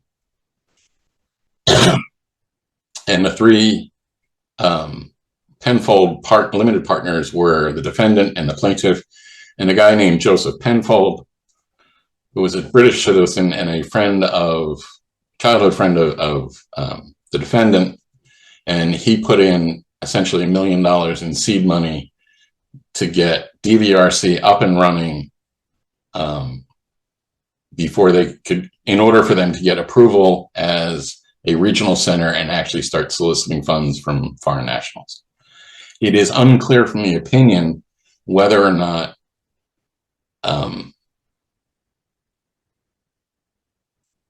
the general partner, Reith & Company, owned a 1% interest, and the others, the three limited partners, owned 33% interests, or the three limited partnerships owned 33 1/3% interests in Penfold, and Reith & Company had a 0% interest, because the judge keeps referring to them having the limited partners having 1/3 interests. In 2014, DVRC finally obtained authorization from the Immigration and Customs Services to start raising funds from foreign nationals. It took 2 years to actually get things lined up and running. Most of their investors were from China, which is presumably tied to the plaintiff's connections within that community. In 2016, it started its first investment fund, DVRC Pennsylvania Turnpike LP, which is referred to in the case as PTC1, Pennsylvania Turnpike Commission 1. PTC had 400 investors. They invested a total of $200 million, or $20 million, sorry, in investment capital, and $200 million in investment capital, and $20 million in syndication fees. The syndication fees went directly to DVRC. In turn, PTC1 took the $200 million and loaned that to the Pennsylvania Turnpike Commission for infrastructure improvements. And I will tell you that they've been doing this ever since, and it's been a nightmare on the road, but that's a whole different story. The loans to the Pennsylvania Turnpike Commission were charged a 2% interest rate. Again, back to nobody was really focused on the return on this investment. DVRC's second fund went to SEPTA, the Southeastern Pennsylvania Transport Authority, which is the public transportation entity that manages all of the Philadelphia regional public transportation. It's Philadelphia and the 4 surrounding counties. So that one had 479 limited partners, and they raised $239.5 million in investment capital and just shy of $24 million in syndication fees. And again, roughly the same deal. They loaned that money to SEPTA at a 2% interest rate. Excuse me. The third DVRC investment fund went back to the Pennsylvania Turnpike Commission. So this is PTC2. That one closed in January of 2021. PTC2 had 367 investors, producing a total capital of $183.5 million and $18.35 million in syndication fees. It again, same deal it was before. It loaned the money to the Pennsylvania Turnpike Authority at 2%. So in addition to the $62.3 million in syndication fees, DVRC was earning roughly $11 million a year in management fees and profit share from the three funds at its peak. Things start to shift as the loans start being repaid. Excuse me. But essentially, they're making a ton of money for not a whole lot of work. Again, these investments are straightforward loans to a single borrower, government entities. And so there's not a whole lot of actual management going on in operating these investment funds.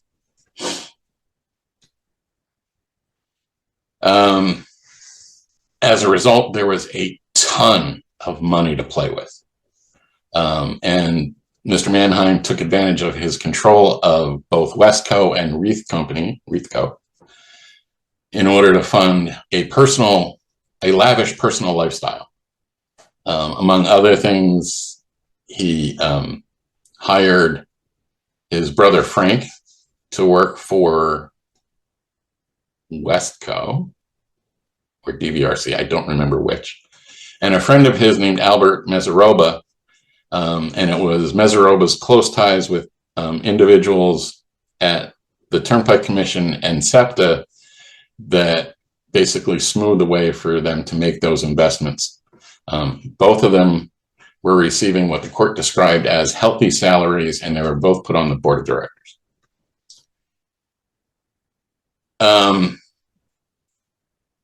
Fearing that he was going to start getting pushback from both plaintiff and the other limited partner, the defendant unilaterally adopted new operating agreement at DVRC.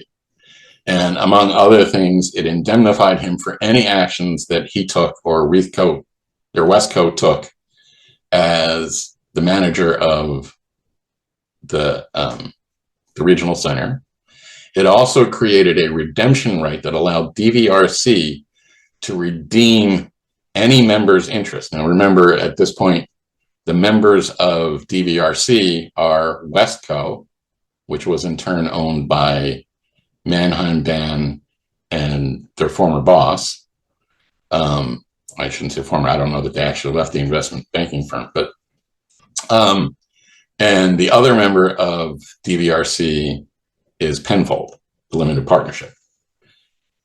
So since Westco was the managing member of DVRC, the only member that would be redeemed in this circumstance had to have been Penfold. So this was clearly a vehicle for the defendant to pull the interest out of the limited partnership.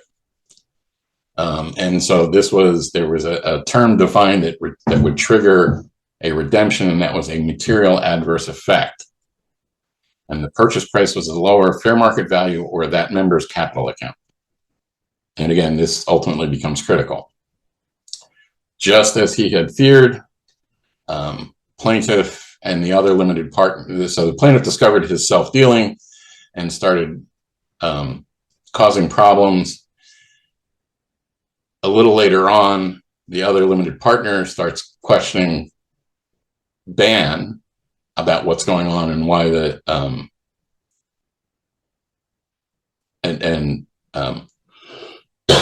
excuse me, and why the returns aren't at what he was expecting on his $1 million investment.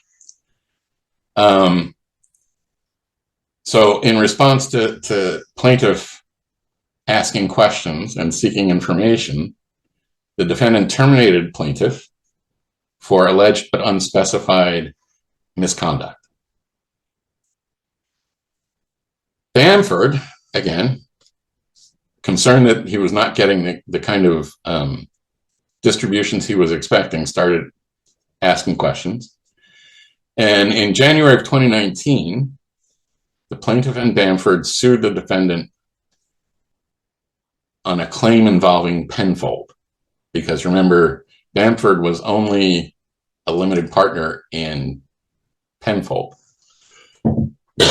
That focused on the exorbitant salaries that were being paid to Frank and Meseroba, the millions of dollars that Reith Company, the general partner of Penfold, and solely controlled by the defendant, had sucked out of the business for inappropriate expenses and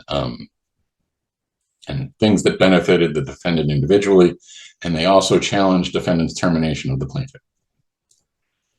Bamford, we did that one.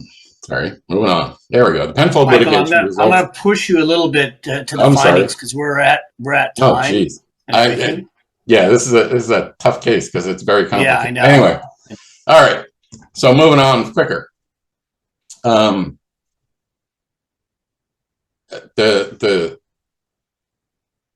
defendant actually triggered the redemption right. He also had created another self-serving provision in the articles in the operating agreement of Wesco that allowed him to terminate an ownership interest or a call right in the plaintiff's 150 shares.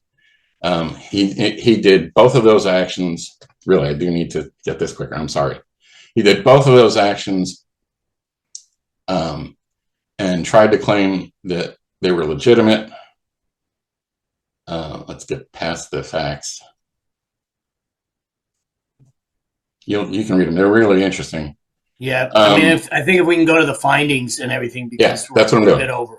All right. So the upshot of this is that these unilateral changes to the operating documents of these businesses were ineffective because they were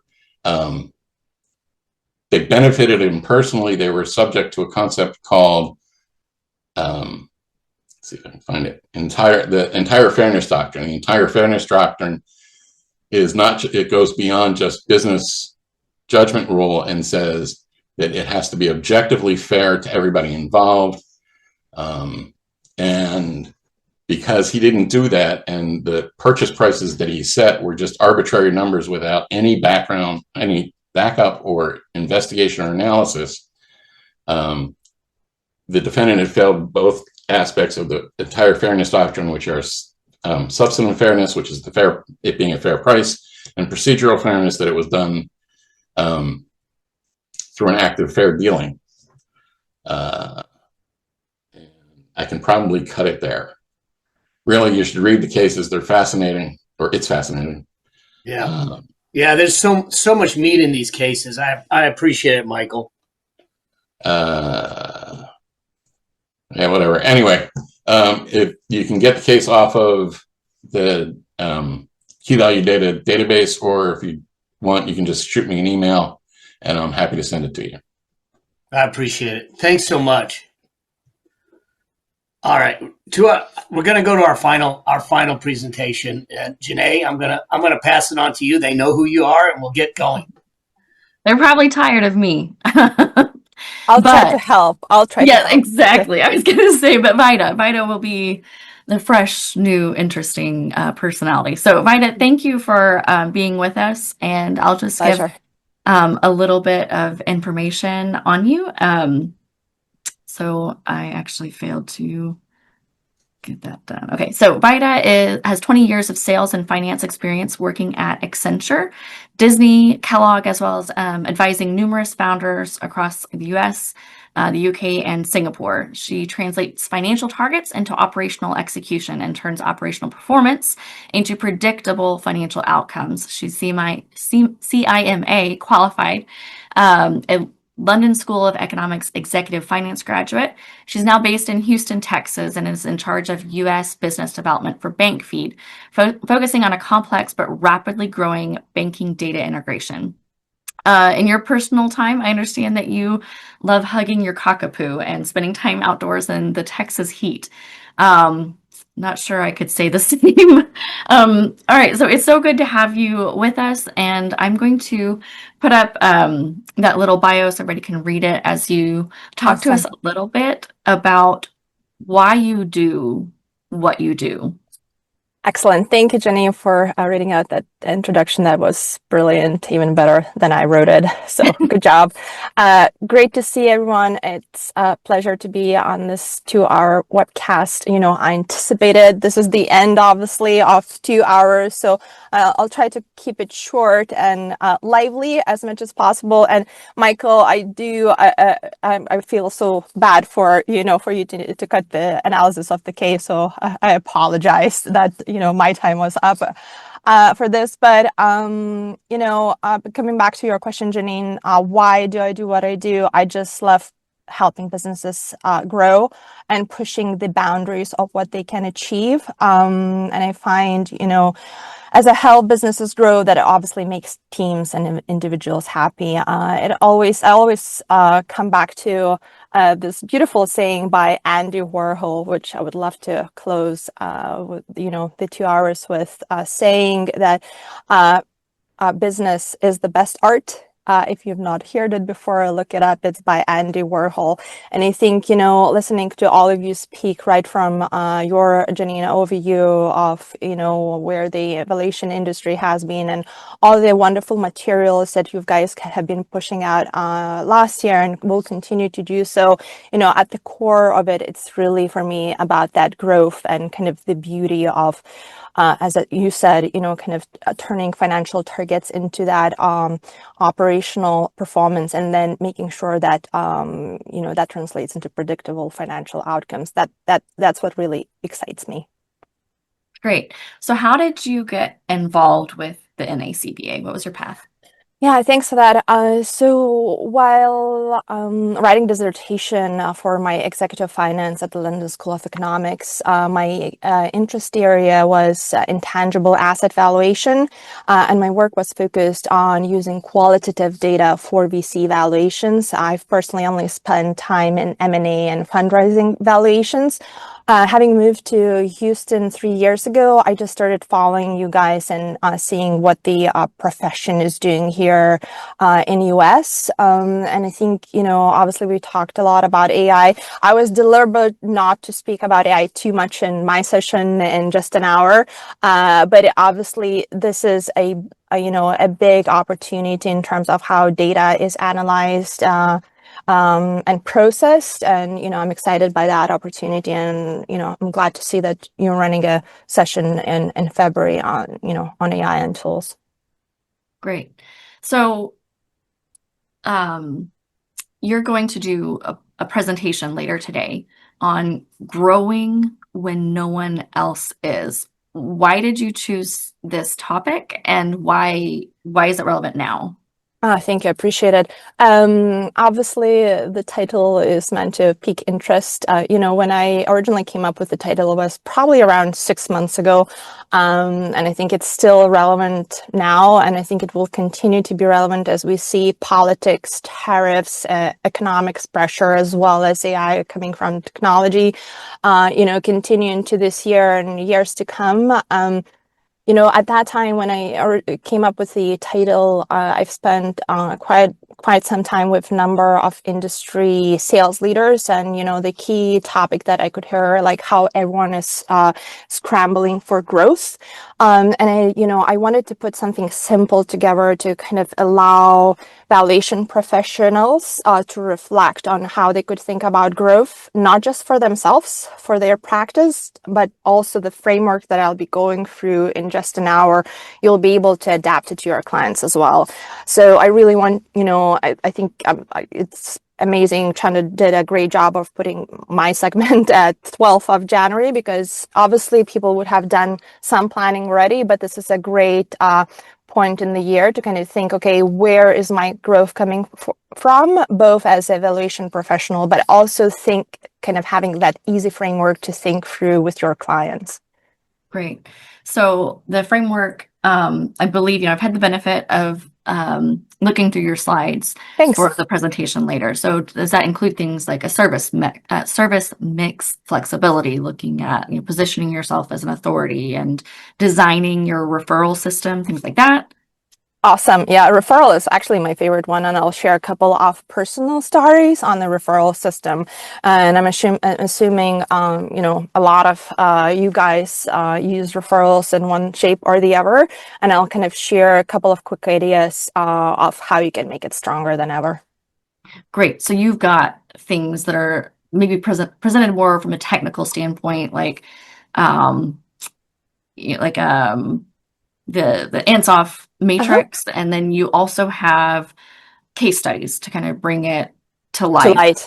Absolutely. Yeah, absolutely. All the webcast is set up for litigation forensic and kind of M&A professionals. Throughout the whole webcast, I'm using valuation practices adapted to the Ansoff matrix, essentially.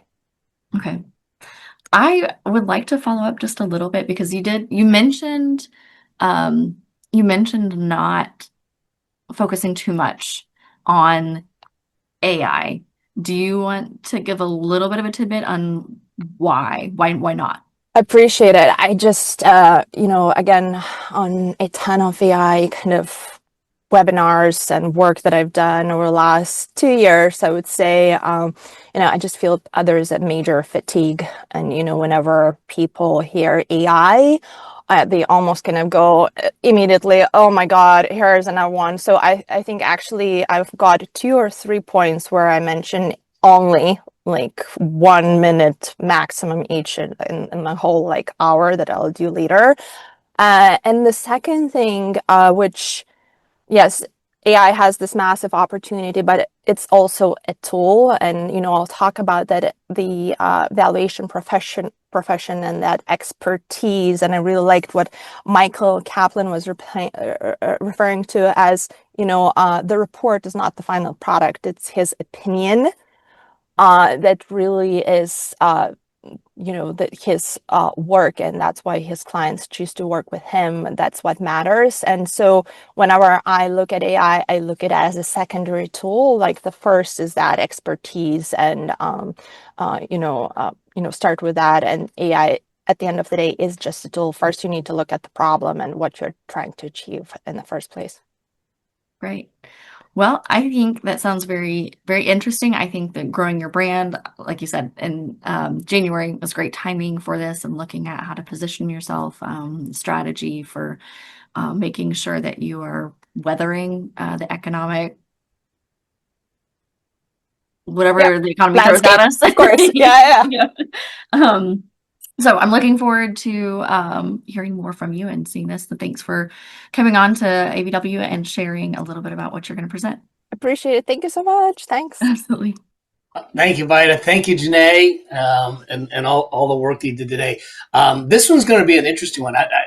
I'm looking forward to it this afternoon. And we have a few other in-depth webinars coming up. February 9th, Getting Personal with Personal Goodwill, and March 16th, the IPEV guidelines in a nutshell, best practices for portfolio evaluations. There's a QR code on the screen and also a link on the screen if you want to do these deeper dive webinars and trainings. Go there. And then in the meantime, we have our next AVW coming up on February 9th, 2026. Same place, same time, same great presenters, and a different program. So remember, if you want to get continuing ed, you need to register and make sure that you answer all the poll questions. The last poll question just came up, and I will see you back here for the second AVW, and my partner in crime, Alina, will be back with us then too. So thank you all for being here. Thank you for all the presenters for the work that you're doing to help us be the best we can be in our practice and in the work that we do. And you have a blessed rest of your day, rest of your week, and we'll see you next month. Cheers for now.